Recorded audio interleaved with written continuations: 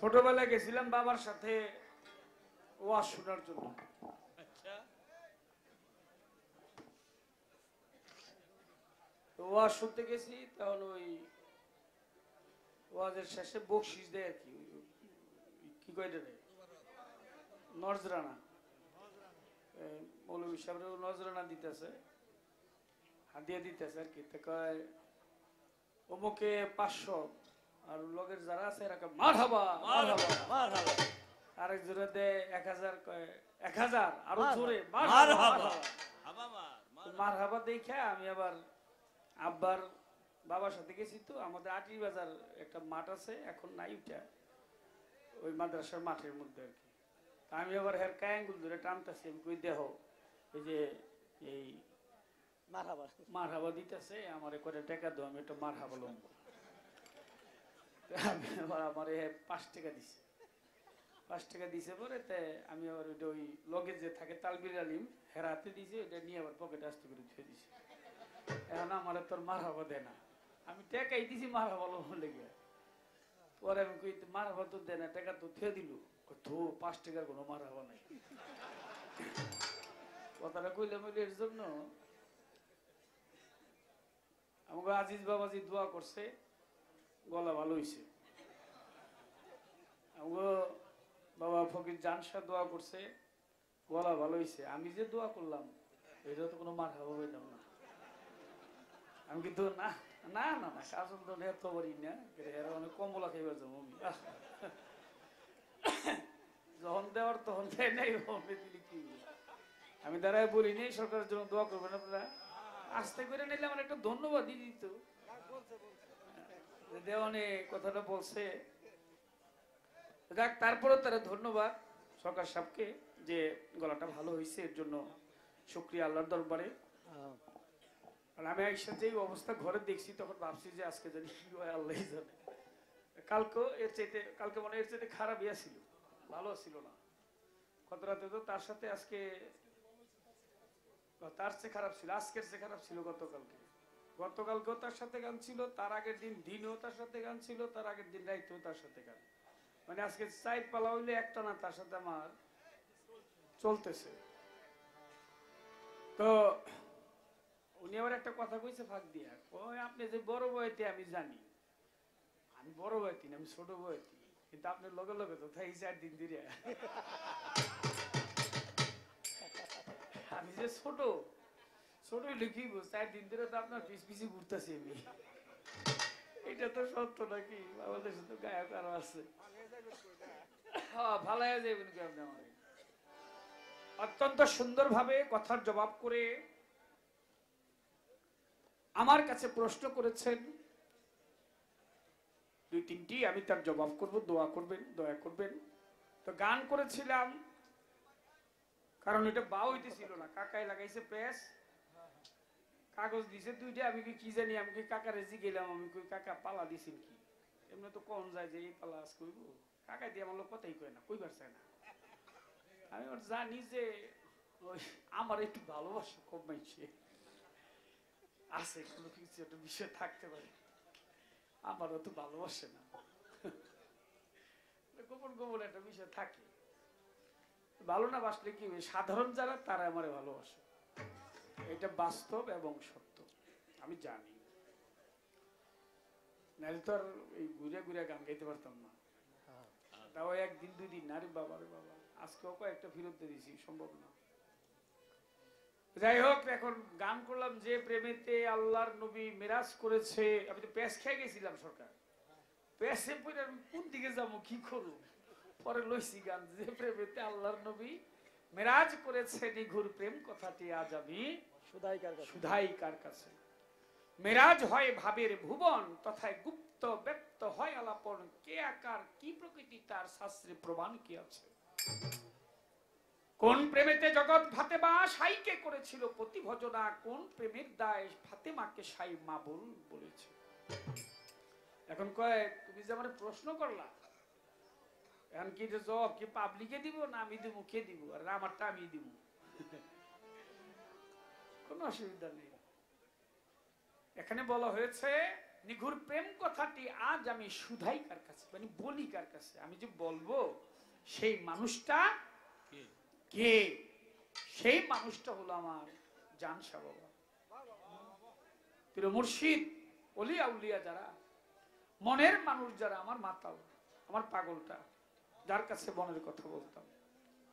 এর জন্য লালন সাইজি বলছে শুধাই কার কাছে, আমি বলি কার কাছে? প্রেম তো আমরা জানি এক প্রকারের প্রেম, এক ছেলে আর এক মেয়েরে ভালোবাসে, বেয়াদবি মাফ করবেন, এইটাই প্রেম।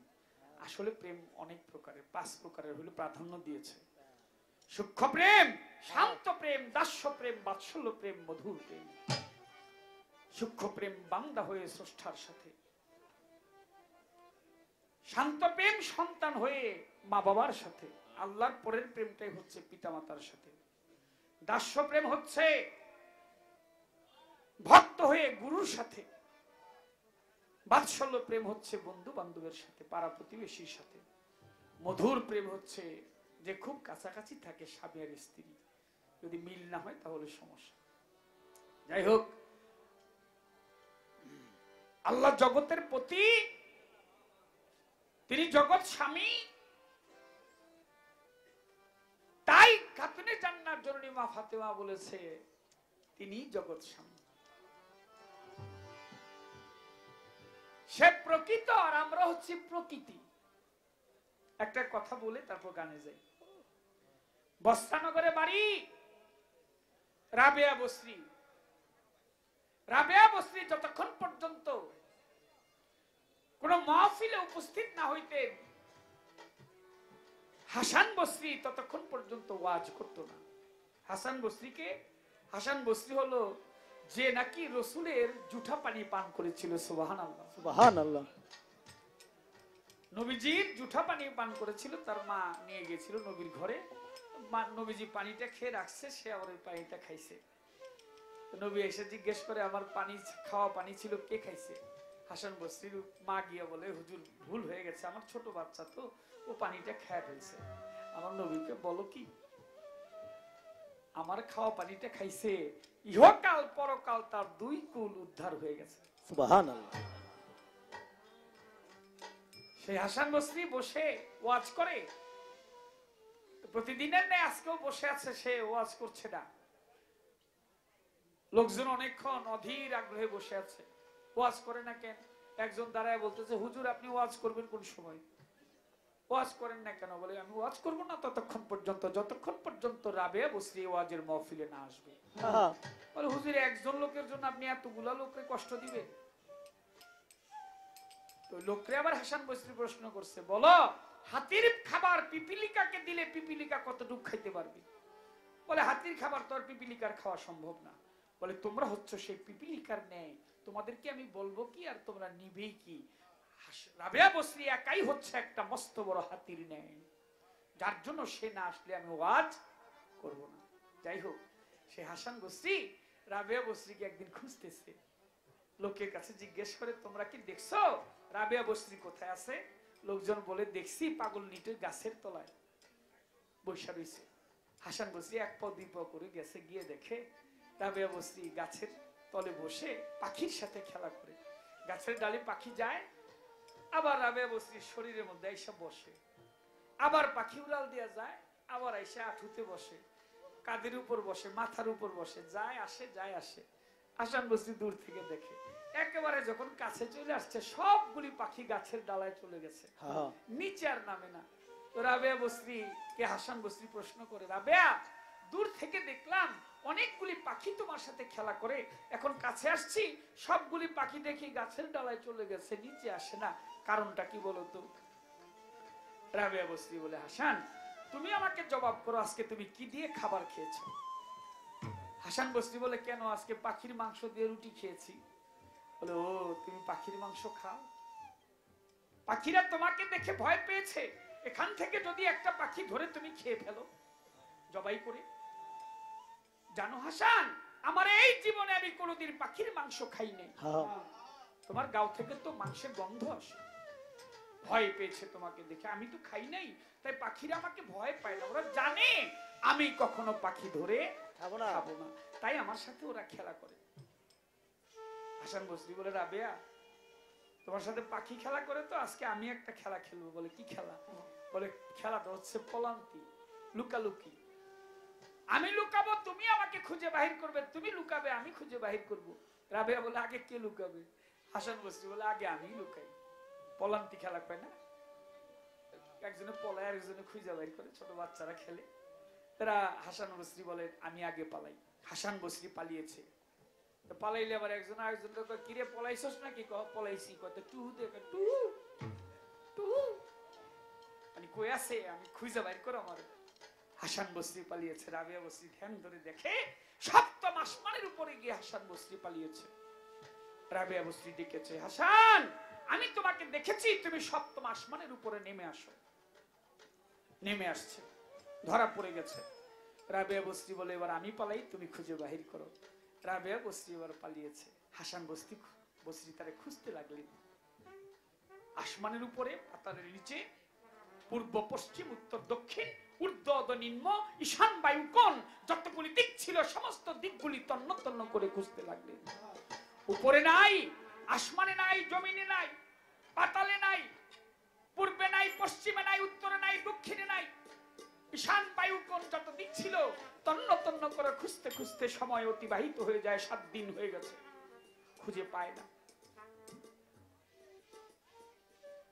হাসান বসরি বলেছে রাবেয়া আমি 7 দিন ধরে তোমাকে খুঁজছি, তোমাকে খুঁজে পাই না, তুমি কোথায় আছো? একটু বাহির হয়ে আসো। তোমার কাছে আমি হার মেনেছি, তুমি কোথায়? বলে হার মেনেছো তো? বলে হার মেনেছি। বাহিরে আসছে। হাসান বসরি জিজ্ঞেস করে রাবেয়া আমি তোমাকে এত খুঁজলাম, পূর্ব, পশ্চিম, উত্তর, দক্ষিণ, ঊর্ধ্ব, অধ, নিম্ন, ঈশান, বায়ু, কোণ, তুমি পালিয়েছিলে কোথায়? আমি তো কোথাও খুঁজে তোমাকে পেলাম না। রাবেয়া বসরি বলে হাসান আমি পালিয়েছিলাম তোমার বুকের ভিতরে, তোমার এইখানে আমি পালিয়েছিলাম। তুমি বাহিরে বাহিরে আমাকে খুঁজেছো, সামনে খুঁজেছো, পিছনে খুঁজেছো, ডাইনে খুঁজেছো, বামে খুঁজেছো, উপরে খুঁজেছো, নিচে খুঁজেছো, একবার এতটুকু কাছে তুমি খেয়াল করে দেখো না। এখানে যদি তুমি দেখতে তাহলে আমাকে তুমি পেয়ে যেতে। কাছে রেখে তুমি কেবল দূরে দূরে দূরে দূরে আমাকে খুঁজেছো। কাছের বস্তু কখনো দূরে খুঁজতে নাই, কাছের মানুষকে দূরে গিয়ে কেন খুঁজো? বলে শেষমেশ রাবেয়া এবারও হেরে গেলাম, আরেকটা শেষ খেলা খেলবো। বলে কি? বলে এই খেলাটা হচ্ছে বিয়া খেলা, আমি তোমারে বিয়ে করতে চাই। ও তুমি আমারে বিয়ে করবে? ঠিক আছে, তুমি আমাকে জবাব করো, তুমি যে আমাকে বিয়ে করবে তুমি কি পুরুষ নাকি তুমি নারী? জবাব দাও আগে, তারপর তুমি আমারে বিয়ে করতে এসো। হাসান বসরি কথা শুনে একেবারে চুপ। বলে কি আমি পুরুষ না নারী? হাসান বসরি বলে আজকে জবাব দিব না, 7 দিন পরে জবাব দিব। 1 দিন, 2 দিন, 3 দিন, 4 দিন, 5 দিন, 6 দিন, 7 দিন। 7 দিনের মাথায় খবর পেয়েছে রাবেয়া বসরি একটু আগে হাসান বসরি পৃথিবী থেকে চলে গেছেন, তিনি মারা গেছেন। আহা, লোকজন জানাজা করে গোসল দিয়ে জানাজা পরিয়ে নিয়ে যায় মাটি দেওয়ার জন্য। সব যাত্রা শুরু হয়েছে আর রাবেয়া বসরি সেই সামনে গিয়ে দাঁড়াইছে লোকজনের সামনে। এই লোক সকল কোথায় যাও, কারে নিয়ে যাও? বলে কেন তুমি শোনো নাই হাসান বসরি যে মরে গেছে, মাটি দেওয়ার জন্য নিয়ে যাচ্ছি। বলে নামাও, তার সাথে আমার কথা আছে। বলে মরে গেছে তো? বলে মরাই তো কথা বলবে, নামাও। নামাইছে। বলে মুখের কাপড় সরাও, কাপড় সরাইছে।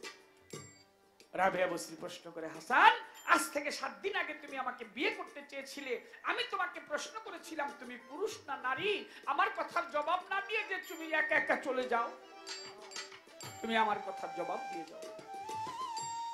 হাসান বসরি বলতে লাগলেন রাবেয়া এই দুনিয়ার মধ্যে আমি যতদিন ছিলাম ততদিন নারী হয়েছিলাম।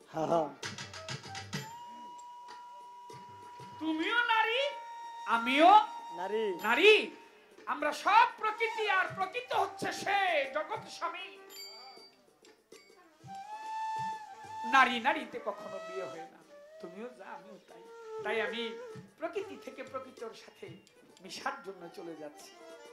তাই আমার খাতুনি জান্নাত জননী ওই প্রেমেই আমার প্রভুকে পতি ভজনা করে, আবার নিজে প্রভু আমার ফাতেমারে মা বইলা ডাকে, কারণ আমার নবী যে মা কইতো, নবী যারা মা কয় আল্লাহ তার কি কইব, মাই কইব।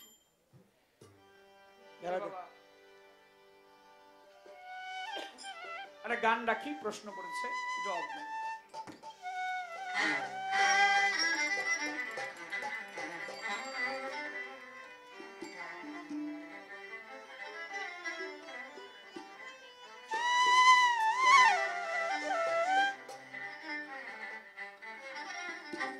দিদারে লাহি যাবে, দিদারে লাহি যাবে, পাইয়া সে খবর নবীজি বোরাকের উপর চড়েছে, বোরাকের উপর।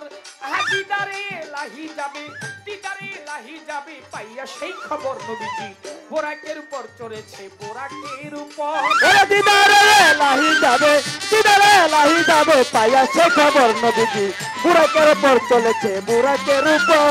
দিদারে লাহি যাবে, দিদারে লাহি যাবে, পাইয়া সেই খবর বুরাকের উপর চলেছে, বুরাকের উপর। আমাদের শাহজালাল আন্তর্জাতিক বিমানবন্দরে যারা গিয়েছেন বা এরোপ্লেনে যারা উঠেছেন, এরোপ্লেনের একটা স্বভাব আছে, সে যেদিকে যাবে সেদিকে উড্ডয়মান হয় না, উড়ে না, একটা বাঁক নেয়।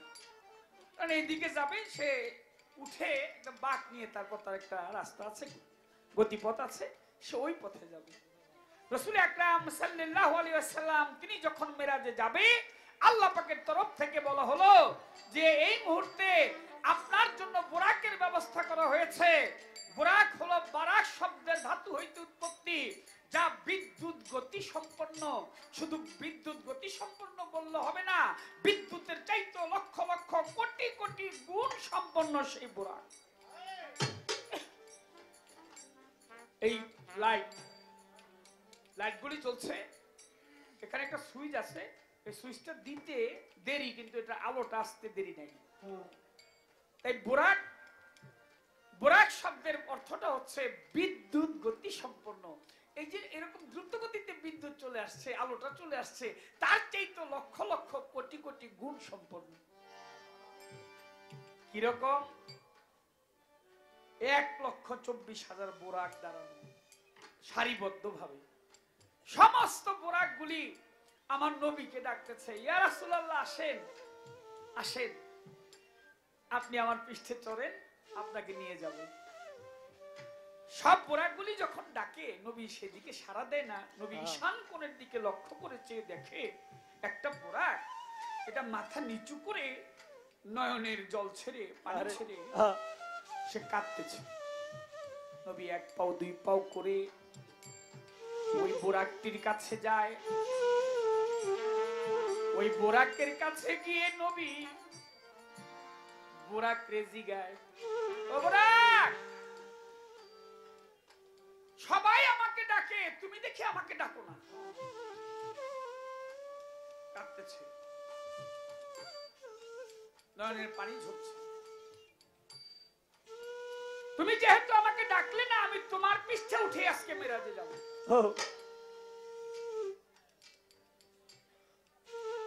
বুরাক বলে না, আমি আপনাকে আমার পৃষ্ঠে উঠাবো। বুরাক বলে, আমি আপনাকে উঠাবো না। সবাই আমার জন্য পাগল, 1,24,000 বুরাক, আর এই বুরাকটা আমার না করে আমার উঠাবে না।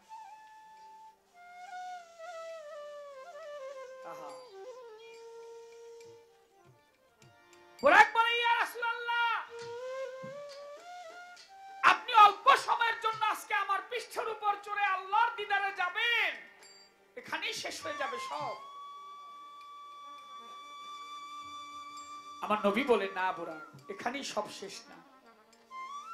আজকে যেমন তোমার পৃষ্ঠে উঠে আমি মেরাজে যাব আল্লাহর সাক্ষাতে, আমি কথা দিচ্ছি তুমি যখন আমাকে ডাকবে আমি তখন তোমার উপর আহরণ করব।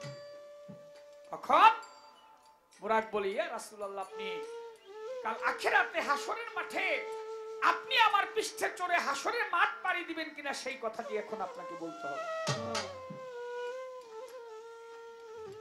আমার নবী বলে, ঠিক আছে বুরাক, বলি তোমার ঠাই কাল আখিরাতে তোমার পৃষ্ঠে উঠে আমি পাড়ি দিব। ওয়াদা করে যাই, চলেন, ঠিক আছে চলেন। এবার নবী বলে না আমি চলবো না। বলে কেন? একটু আগে তো চলতে চাইলেন, এখন আবার আপনি না করেন কেন? আমার নবী বলে বুরাক, আমি তো তোমার পৃষ্ঠের উপর চড়ে মেরাজে যাব, আবার আখিরাতে তোমার পৃষ্ঠের উপর চড়ে হাসরের মাঠ পাড়ি দিব, আমার পাপী তাপী উম্মতের অবস্থা হবে কি? আরে বলো বুরাক, সেদিন তুমি তোমার পৃষ্ঠের উপর আমার পাপী তাপী উম্মতকে হাসরের মাঠে তুমি পার করে দিবে, এই ওয়াদাটুকু আমার সাথে আজকে তোমার করতে হবে। বুরাক বলে ইয়া রাসূলুল্লাহ, আপনি যেহেতু আমার কথাটা দেখেছেন, আমিও কথা দিলাম, এরকম ওলি আল্লাহ যারা, পীর মুর্শিদ যারা, জামশা বাবার মতো যারা, শাহজালাল শাহ পরান, শাহ আলী বুগদাদি বাবা ভান্ডারী, মুমিন মুমিনা যারা হবে পৃথিবীর বুকে, আমি তাদেরকে আমার পৃষ্ঠের উপর চড়ায় কাল আখিরাতে হাসরের মাঠ পার করে দিব।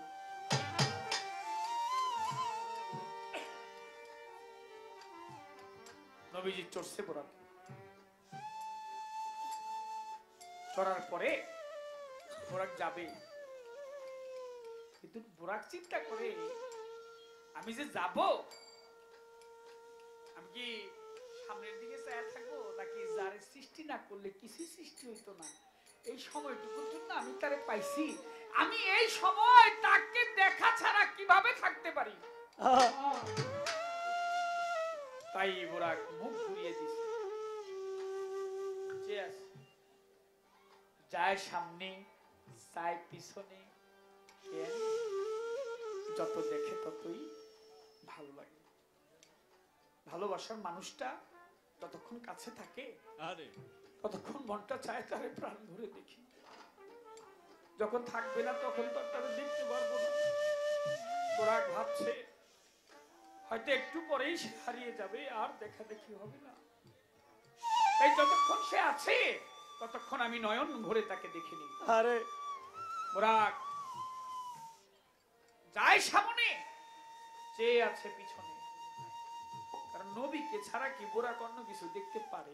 আরে আরে দেখতে পারে না। মুখটা মানুষের মতো, কার?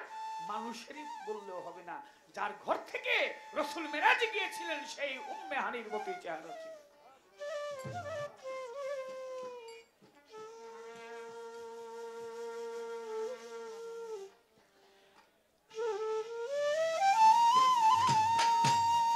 সামনে তো যায়,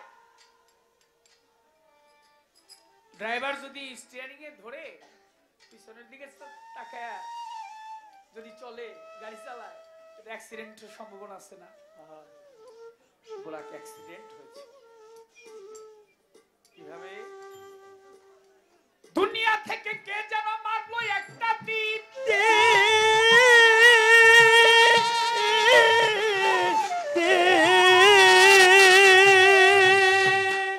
ওই তীরের বিষের জ্বালায় দয়াল নবী আমার হয়েছে অস্থির। যাচ্ছে আসমানের দিকে, আর পিছন থেকে দুনিয়া থেকে তীর মেরেছে। তীর মেরেছে কে? তিনি হচ্ছেন আশিকে রাসূল হযরত ওয়াইস করুন। যান এই লোকটা যাইতে দেন, যান যান, জুতাটা নিচে নেন। এই মিয়া, এই স্যান্ডেল নিচে করেন, মুরব্বির উপর দিয়ে ওটা মাথার উপর দিয়ে নিচে।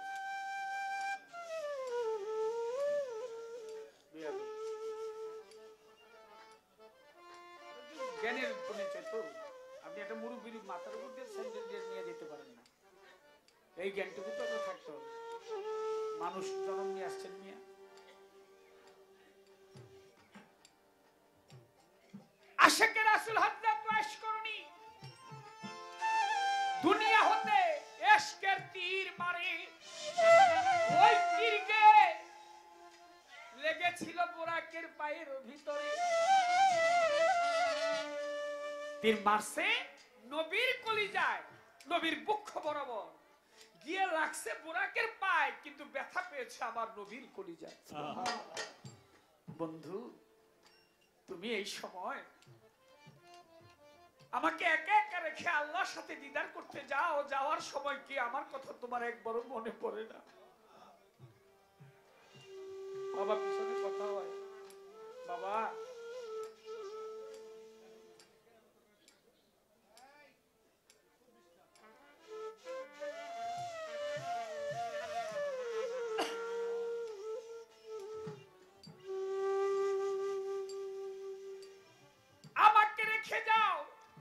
যাওয়ার সময় একবার আমার কথা মনে পড়লো না, আমার একটু বুঝে যেতে পারলা না, তুমি আল্লাহর সাথে শুভ সময় শুভ লগ্নে দেখা করতে যাচ্ছ।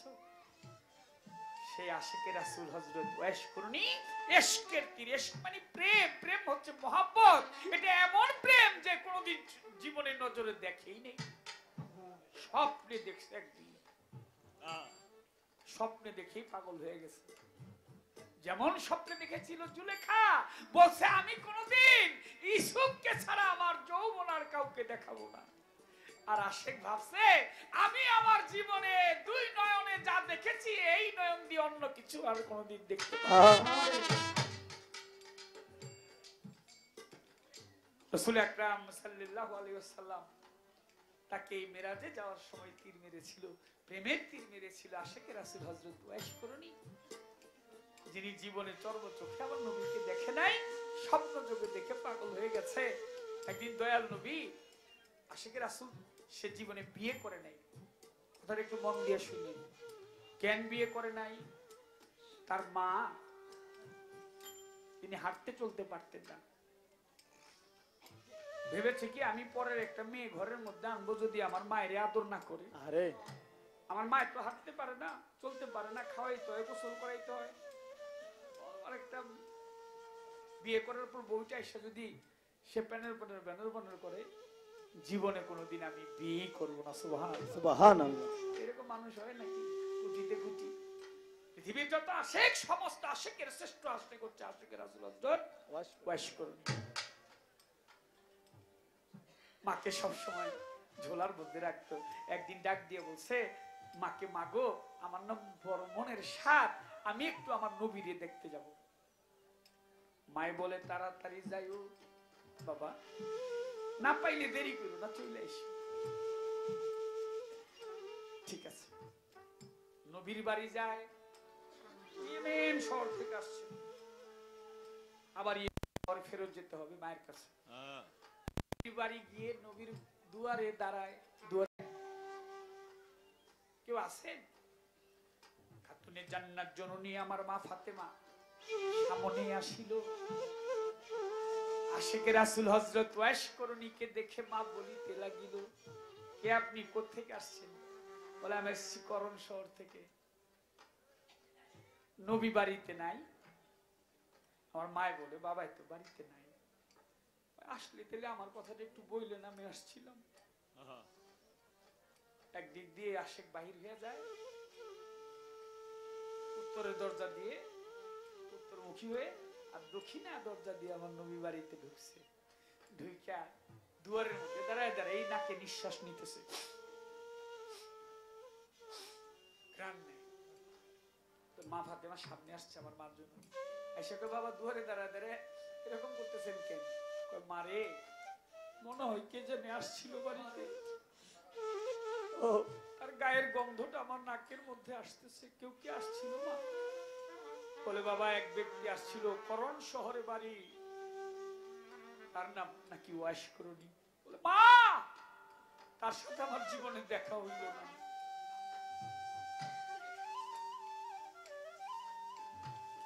রাসূল আকরাম সাল্লাল্লাহু আলাইহি ওয়াসাল্লাম তিনি মাঝে মধ্যেই খোলা আকাশের নিচে গিয়ে জামার বুতাম খুলে তিনি চিৎকার মারতেন, আহ আহ আহ।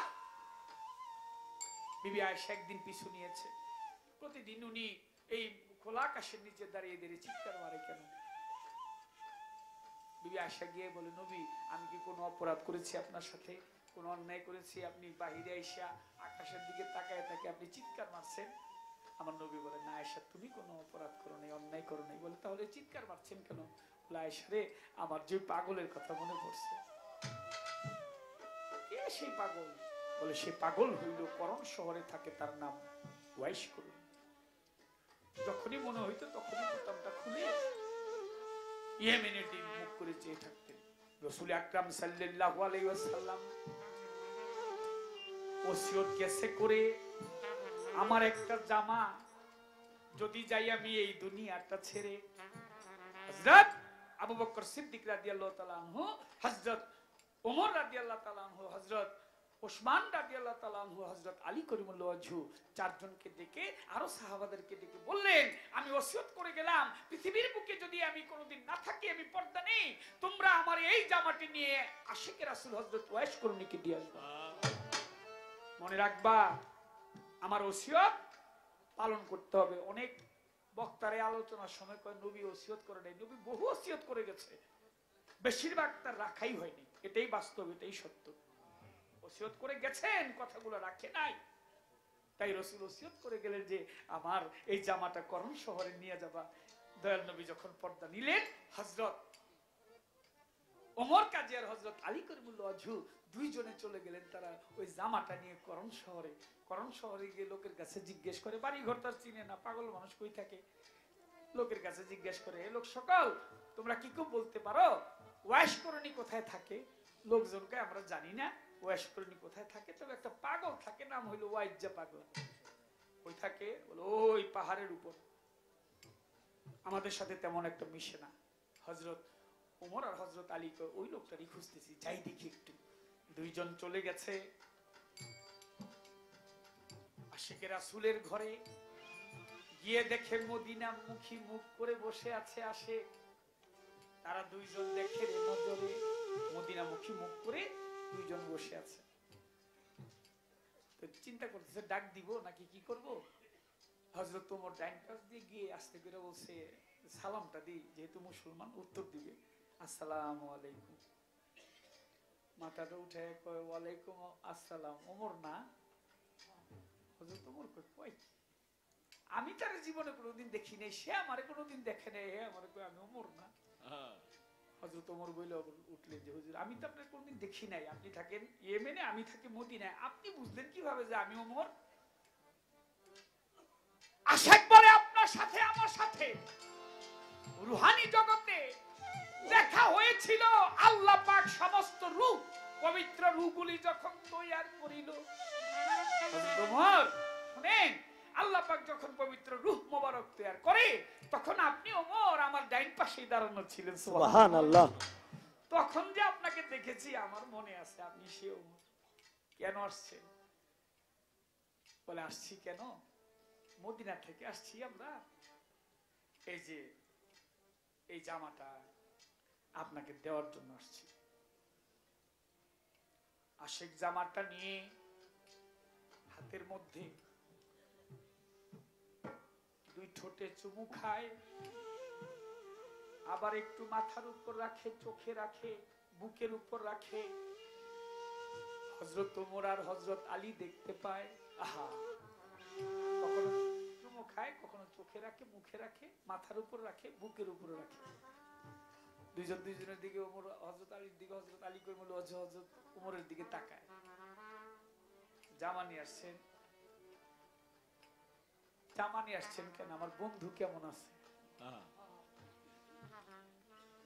হযরত ওমর হযরত আলী করিমুল্লাহ ওয়াজহু দুইজনে দুইজনের দিকে তাকিয়ে বলে, এই মুহূর্তে বলা যাবে না যে নবী তিরোধাম থেকে পর্দা নিয়েছে। যদি এই কথা বলতে যায় আশিককে, আশিক হয়তো এইখানে এই অবস্থা, এই সময়ে কলজা ফেটে মারা যাবে, বলা যাবে না। কেমন আশিক? আমার রাসূলের দান শহীদ হয়েছিল উহুদের যুদ্ধে গিয়ে। উহুদের যুদ্ধে গিয়ে নবীর যে দান শহীদ হয়, দান করে যায়, পবিত্র দান মোবারকের কথা শুনে আশিক হাতের মধ্যে তার বন্ধুর মতো যেন তাকে দেখা যায়, পাথর নিয়ে একটা দন্ত তিনি ফেলে দিলেন। একটা ফেলে মনে মনে ভাবছে, যদি বন্ধুর মতো আমাকে দেখা না যায়, আমি যেটা ফেললাম আমার বন্ধুর যদি ওইটা না পড়ে থাকে, তাহলে তো আমাকে আমার বন্ধুর মতো দেখা যাবে না। তার পাশেরটাও ফেলে দিলেন বাড়ি দিয়ে।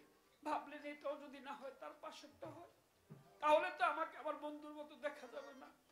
আমি তার পাশেরটাও ফেলে দিই, তার পাশের দন্তটাও পাথর দিয়ে বাড়ি দিয়ে ফেলে দিলেন। ভাবলেন যদি এটাও না হয়, তার পাশের দন্তটা পড়ে থাকে, তাহলে তো আমাকে আমার বন্ধুর মতো দেখা যাবে না, তার পাশেরটাও ফেলে দিলেন। এভাবে মুখের মধ্যে যতগুলি দন্ত ছিল, আশিক সমস্ত দন্তগুলি পাথর দিয়ে বাড়ি মারতে মারতে ফেলে দিয়েছে। জামাটা হাতে নিয়ে আশিক বলে, দুইজন আড়ি ধারে, আমি তো জামার পাগল নাই, আমার বন্ধু কেমন আছে একটু বলেন নাই আমার।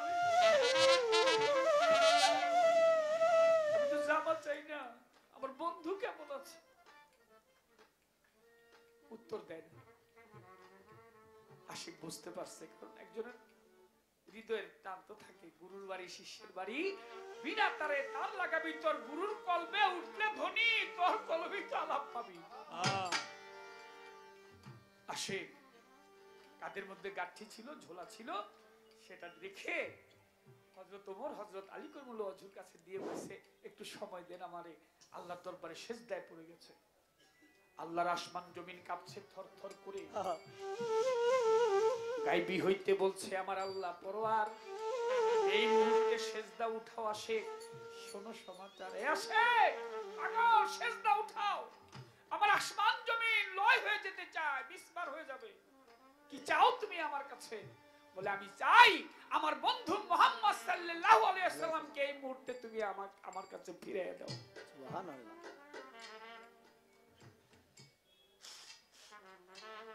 বলে, আসে এইটা ছাড়া তুমি যা চাইবা তোমার তাই দিব, অন্য কি চাও বলো দেখি একটু। আশেক বলে, এইটা ছাড়া কি চাইতে পারি? আমার বন্ধু সারা জীবন বলছে ইয়া উম্মতি ইয়া উম্মতি ইয়া উম্মতি। আশেক সিজদা উঠায় না। তখন আশেক বলছে, আমি সিজদা উঠাইতে পারি। আল্লাহ, তুমি আমার বন্ধু মুহাম্মদ সাল্লাল্লাহু আলাইহি ওয়াসাল্লামের যত উম্মত আছে সমস্ত উম্মতের গুনাহ তুমি maaf করে দাও। সুবহানাল্লাহ। আমার আল্লাহ বলে দিলাম, তবে সবটা না, 4 আনা গুনাহ আমি maaf করে দিলাম।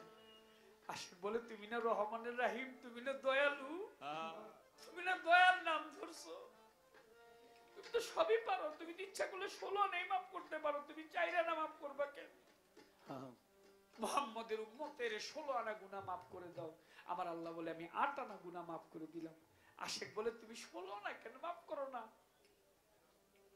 বলে, আমি 12 আনা গুনাহ মাফ করে দিলাম। পাগল, তাড়াতাড়ি তোমার সিজদা উঠাও। বলে, না, তুমি 16 আনাই মাফ করতে পারো। সারা জীবন উম্মতি উম্মতি বলে আমার বন্ধু মুহাম্মদ সাল্লাল্লাহু আলাইহি ওয়াসাল্লাম তিনি কেঁদেছেন, আমি এর জন্য সিজদায় পড়েছি। পিছন থেকে হযরত ওমর বা হযরত আলী করিমুল্লাহ ওয়াজহু ডাক দিছে, ওই যে ঝোলা নিয়েছে মাটির মধ্যে দেবে যায়, পিছন থেকে ডাক দিয়ে বলছে, এই যে হুজুর, আমরা মাটিতে দেবে যাই, আমাদেরকে বাঁচান। আশিকের যে ইশকের ডোর ছিল, বন্ধুর সাথে যে তার দেখা ছিল, কথা হইতেছিল, সেই ইশকের ডোর কেটে গেছে। আশিক পিছন দিকে মুখ ফিরে কয়, কি করলেন? আরেকটু সময় যদি আমাকে দিতেন, আমি উম্মতে মুহাম্মদীর সমস্ত গুনাহ maaf করে নিতে পারতাম। 4 আনা গুনার জন্য আল্লাহ পাক কাল আখিরাতে হাসরের মাঠে জাররা জাররা করে প্রত্যেকটি মানুষের বিচার করবে।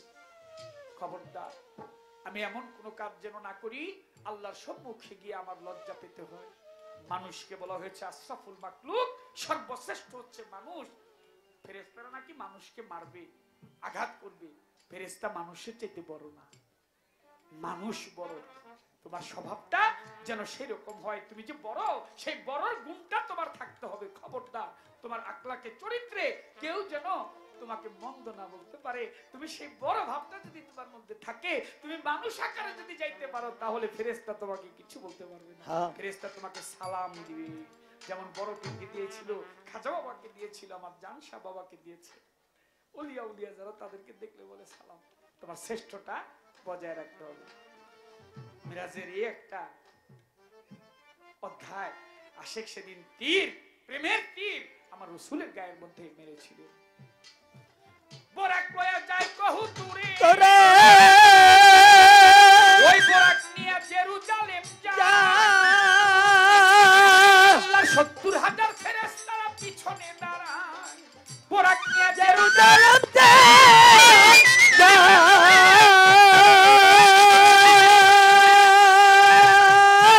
আল্লাহ 70,000 ফেরেশতারা পিছনে দাঁড়ায়, নামাজ 3 রাকাত করিলে না দেয়, 3 রাকাত করিলে না দেয়, 3 রাকাত করিলে না দেয়। নবী পয়গম্বর নবীজি বোরাকের উপর চলেছে, বোরাকের উপর। ওরে দিদারে লাহি যাবে, দিদারে লাহি যাবে, পায়া সে খবর নমছে, বুরাকের উপর চলেছে, বুরাকের উপর। ওরে দিদারে লাহি যাবে, দিদারে লাহি যাবে, পায়া সে খবর নবীজি, বুরাকের উপর চলেছে, বুরাকের উপর। বোরাকটা সরাসরি মক্কা নগর থেকে ইচ্ছা করলে কাবা ঘরের দরজা, প্রথম আসমানের দরজা, প্রথম আসমানের দরজা, দ্বিতীয় আসমান, তৃতীয়, চতুর্থ, পঞ্চম, ষষ্ঠম, সপ্তম আসমানের দরজা এক বরাবর। কাবা ঘরের যে দরজা, প্রথম আসমানের দরজা এক বরাবর। বোরাক নিয়ে ইচ্ছা করলে সহজ সোজাভাবে চলতে পারতেন, কিন্তু নবী একটু বাঘ খাইলেন। কোথায়? মুক্তাদিদের কাতারে দাঁড়াও, ইমামের জায়গায় খালি রাখো। ইব্রাহিম আলাইহিস সালাম ভাবতে লাগলেন, আজকে আমাকে ইমামতির ভার দেওয়া হবে, কারণ আমি ইসলাম এই মুসলমানের জাতির পিতা, আমাকে ইমামতির ভার দেওয়া। বল না, তোমাকে দেওয়া হবে না। মুসা নবী ভাবলেন, আমি সরাসরি আল্লাহর সাথে কথা বলতাম, এরকম আর কেউ বলে নাই আমাকে আজকে ইমামতির ভার দিবে। আল্লাহ বলে না, তাও হবে না, তুমি মুক্তাদিদের কাতারে দাঁড়াও। দাউদ নবী, ঈসা নবী, সব নবীগণ ইমামের ভার চাইলেন।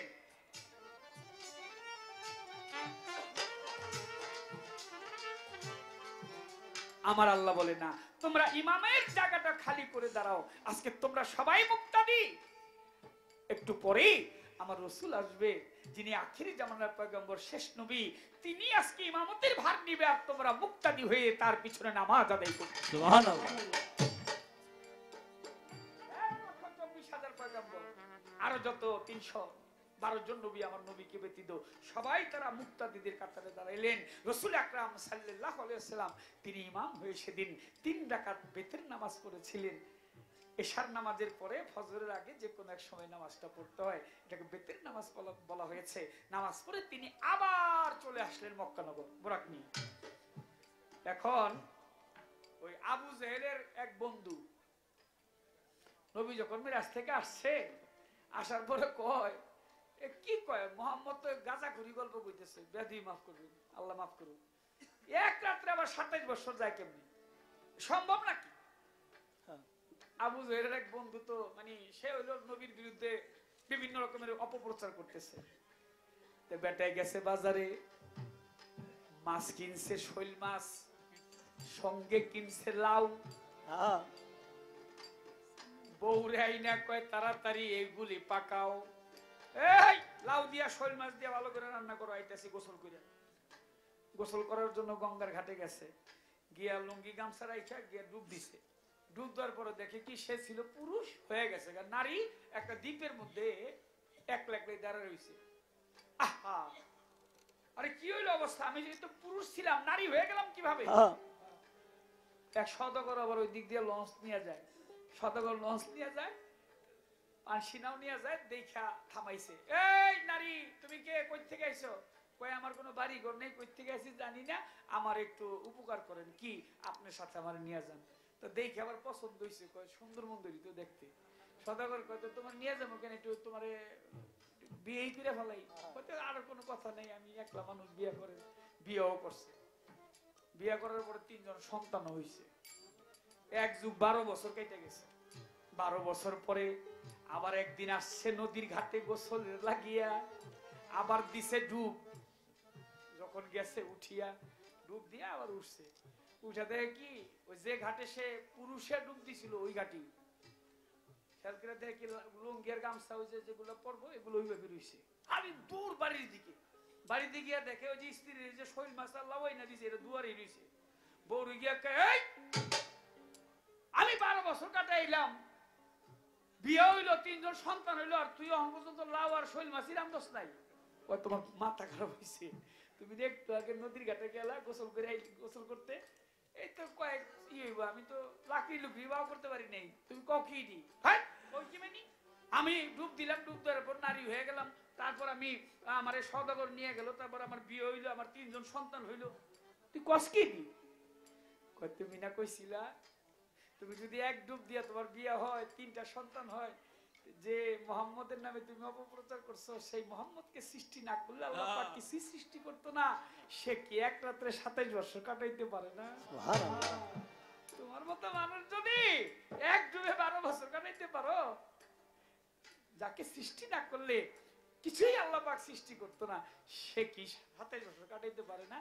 ইহুদি দৌড়ে আমার নবীর কাছে চলে গেছে, গিয়া বলছে, ইয়া রাসূলুল্লাহ, আমার ভুল হয়ে গেছে, আমাকে মাফ করেন। আমার নবী বলে, তুমি আমার হাতের উপর হাত রেখে পাঠ করো কলেমে তাইয়্যিব লা ইলাহা ইল্লাল্লাহু মুহাম্মাদুর রাসূলুল্লাহ সাল্লাল্লাহু আলাইহি ওয়াসাল্লাম। আমার নবীর উম্মত হিসাবে পৃথিবীতে গণ্য হবে না, আল্লাহর বান্দা হিসাবে তারা গণ্য হবে না। বোরাক নিয়ে জেরুজালেম যায়।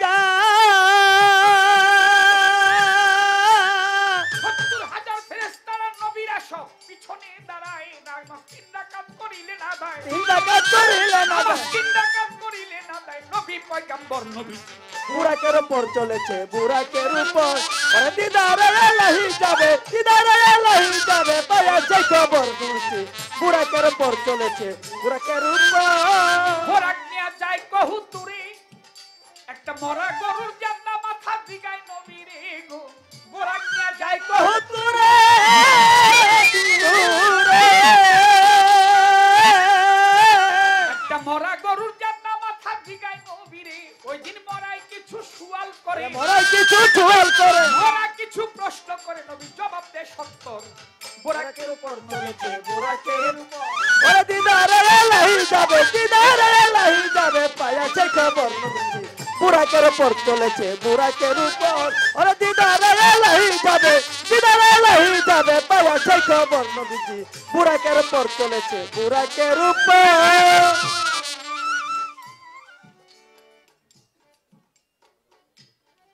মুসা আলাইহিস সালাম, যেই কোরআন শরীফের মধ্যে সবচেয়ে বড় সূরা হচ্ছে সূরা বাকারা, যে গাভীটাকে জবাই করা হয়েছিল, সেই গাভীটা আমার নবীর কাছে বলতেছে কহুতুর পাহাড়ে, ইয়া রাসূলুল্লাহ, আমার দোষ ছিল কি? আমাকে কেন জবাই করা হলো? আমাকে জবাই করছে, আমি এখানে পড়ে আছি, আপনি বলেন তো, আমি তো কোনো দোষ করিনি, মারামারি করছে তারা, জবাই করে আমারে। আমার নবী বলে, ওরে গাভী, আমি তোমাকে কথা দিচ্ছি, কাল আখিরাতে আল্লাহ পাক বিচার করবে হাসরের মাঠে, জান্নাতীরা জান্নাতে যাবে, দোজখীরা দোজখে যাবে, কাল আখিরাতে তুমি গরু, তোমার জন্য আল্লাহ পাক বিনা হিসাবে জান্নাত রেখেছে। সুবহানাল্লাহ। গরুর জন্য জান্নাত আছে, কুকুরের জন্য জান্নাত আছে বিনা হিসাবে, পশু পাখি তাদের জন্য বিনা হিসাবে জান্নাত আছে, কিন্তু আমার মতো কিছু মানুষ আছে হিসাব ছাড়া যাইতে পারবে না, পারবে না। তারপরে নিচের দিকে চাই, মুসা নবীর হাতের লাঠি আসা দেখা যায়, নামাজ 2 রাকাত করিল আদায়, 2 রাকাত করিল আদায়, 2 রাকাত করিলে না দেয়, পাথরের উপর নবীজি বুরাকের উপর চলেছে, বুরাকের উপর ওরে দিদারে এলাহি যাবে, দিদারে এলাহি যাবে, পায়াছে খবর নবীজি, বুরাকের উপর চলেছে, বুরাকের উপর ওরে দিদারে এলাহি যাবে, দিদারে এলাহি যাবে, পায়াছে খবর চলেছে, বুরাকের উপর চলেছে, বুরাকের উপর। যার প্রেমে কামলিওয়ালা নবী সারা জীবন ঘর বাঁধে নাই, থাকে গাছের তলা, যার প্রেমে কামলিওয়ালা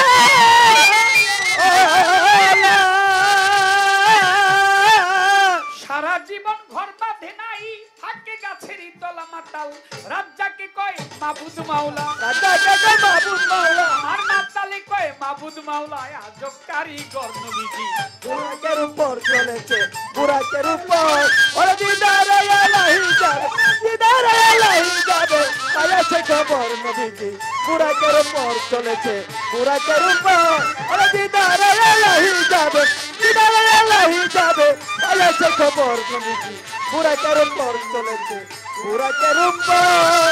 ডালে ডালে দুলছে তারা, ডালে ডালে দুলছে তারা, ডালে ডালে দুলছে তারা, প্রেম চাহে তোমার কাছে, বাগানে বাগানে রে বুলবুলি বসেছে, জামশা বাবা, বাগানে বাগানে রে বুলবুলি বসেছে, ডালে ডালে দুলছে তারা, ডালে ডালে দুলছে তারা, ও ডালে ডালে দুলছে তারা, প্রেম চাহে তোমার কাছে, বাগানে বাগানে রে বুলবুলি বসেছে, বাগানে বাগানে রে বুলবুলি বসেছে।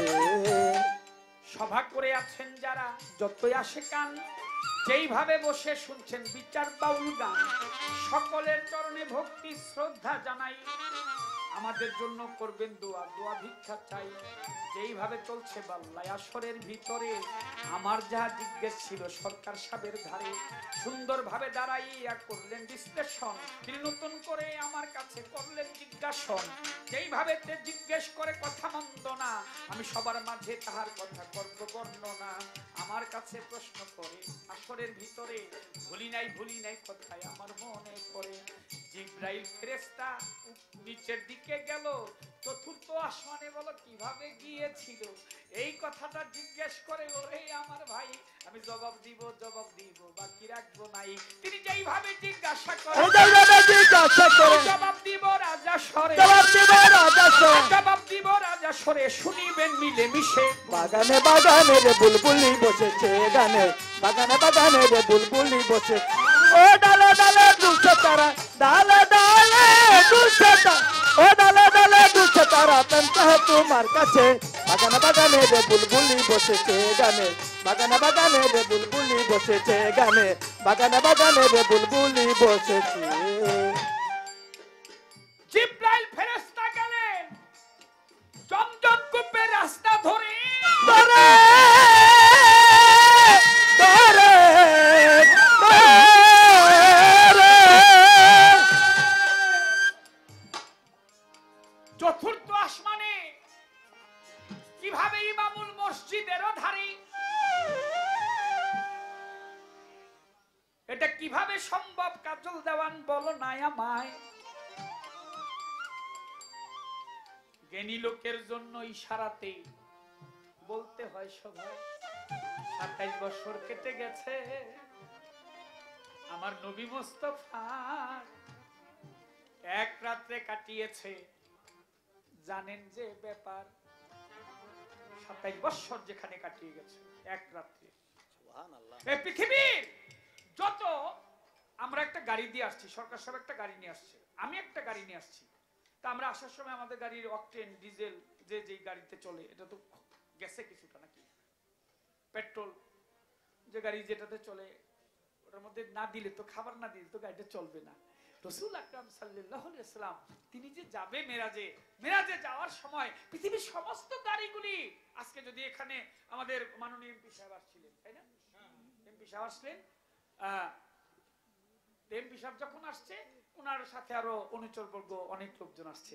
যদি প্রধানমন্ত্রী আসতো কি হইতো? এই টাঙ্গাইলের রাস্তায় কি একটা গাড়িও চলতো? একটা গাড়িও। ট্রাফিক সার্জেন্টরা কি করতো? সব রাস্তার মধ্যে খবরদার, বাসি টাসি ফুয়া সব তারা করে দিয়েছে, খবরদার যেতে পারবে না। কেন?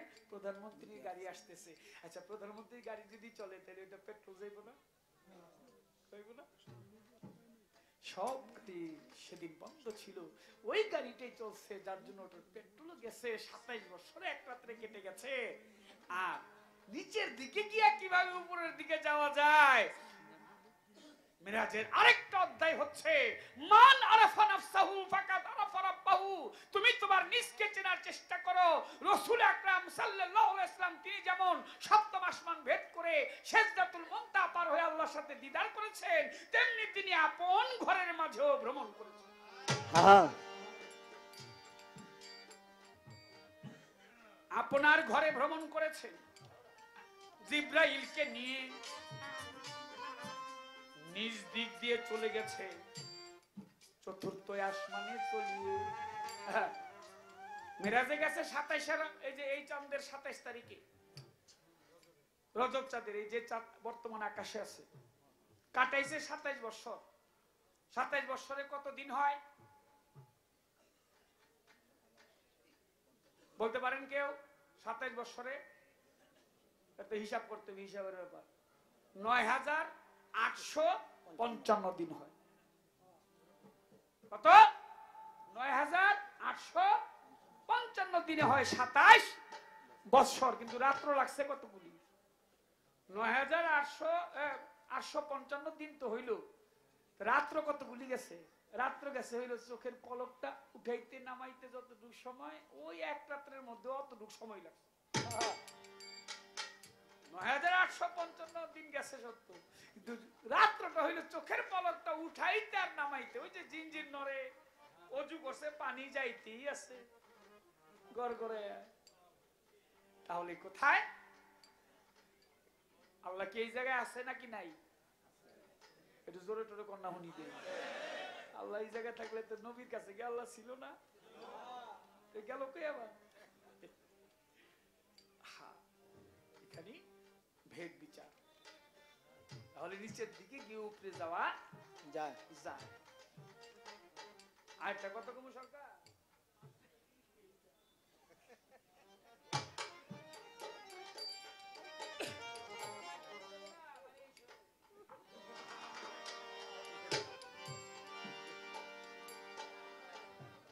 বাবার একটু আস্তে আস্তে বাজে। কি বাবা, আস্তে আস্তে বাজে, আস্তে আস্তে আস্তে বাজে। ও ওই বড় ভাই মনে হয় সময় কি বেশি হয়ে গেল গা, তেরে বাদ দিয়ে দিই নাকি? ওই আস্তে করে কইছি, ওইটা ওই কম দেবো না নাকি, ওইটা আস্তে থাকবো।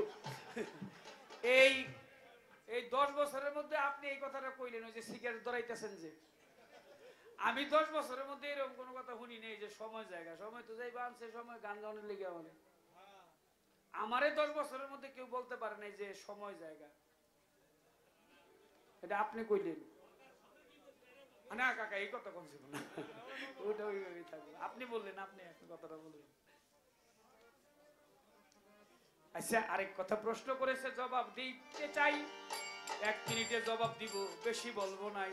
তারপরে আপনি কথা আবার গায়ে না, আর দিব না, আর বলুন না, দরকারটা কি? আমার খাটনি করে লাভ আছে? আমি তো গামতাছি, গোয়া পর্যন্ত ভিজে গেছে গামা। আপনারা বুঝবেন আমার কষ্ট কি। আমি তো গামতেছি, দেখে রাইছে কি কষ্ট আমার। আমারে কেউ সাহস পায়নি আজ পর্যন্ত বলতে। এই কালো লোকটা আপনি বললেন আমার। বিসমিল্লাহর কথা প্রশ্ন করে গেছে হযরত আলী ইবনে আব্বাসকে বলিয়াছে। ইবনে আব্বাস বলে, একটু আমরা কোরআনের আলোচনা শুনতে চাই।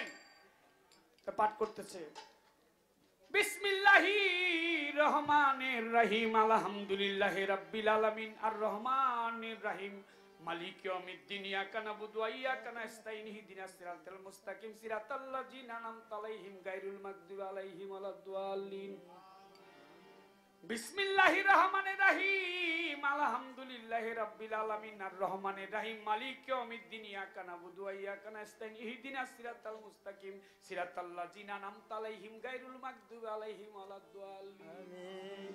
বিসমিল্লাহির রহমানির রহিম, আলহামদুলিল্লাহি রাব্বিল আলামিন, আর রহমানির রহিম, মালিক ইয়াউমিদ্দিন, ইয়াকা নাবুদু ওয়া ইয়াকা নাস্তাইন, ইহদিনাস সিরাতাল মুস্তাকিম, সিরাতাল লাযিনা আনআমতা আলাইহিম গায়রুল মাগদুবি আলাইহিম ওয়ালাদ-দাল্লিন। কয়বার বলছি আমি? বিরক্ত হইছেন না আপনারা? দুই একজন হইলে হইতে পারে, বিরক্ত হয় না অনেক মানুষ। তো এরকম আলিকুর মূল এইটাই বলতেছে। আর একজন দাঁড়ায় গেছে, ওই যে ইবনে আব্বাস, হুজুর আপনি খালি একটাই কইতেছেন বারবার, বাকি কোরআন শরীফ কোন সময় শুনবো? আমার আলিকুর মূল বললো, শোনো, বিসমিল্লাহির রহমানির রহিম আর আলহামদুলিল্লাহ সূরা পড়তেছি, তাই তোমরা আমার উপর তুমি দাঁড়িয়ে গেলে, আমাকে প্রশ্নটা করলে। তোমাদের যেমন জনক জননী আছে, তেমনি কোরআন শরীফ ডেকে বলছে আমারও জননী আছে। আমি কোরআন শরীফ জননী ছাড়া আসি নাই। সমস্ত কোরআন শরীফের জননী হচ্ছে সূরা ফাতিহা, যার এক নাম হচ্ছে উম্মুল কোরআন। উম্মুল কোরআন শব্দের অর্থ হচ্ছে সমস্ত কোরআনের জননী। জননী।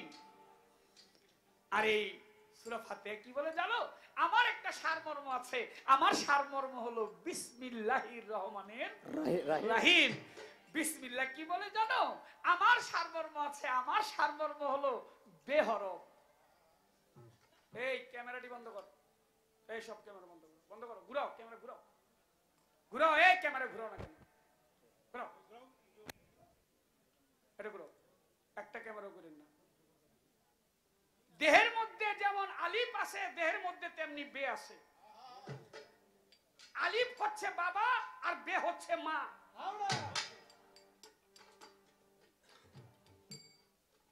কি আলিফ কে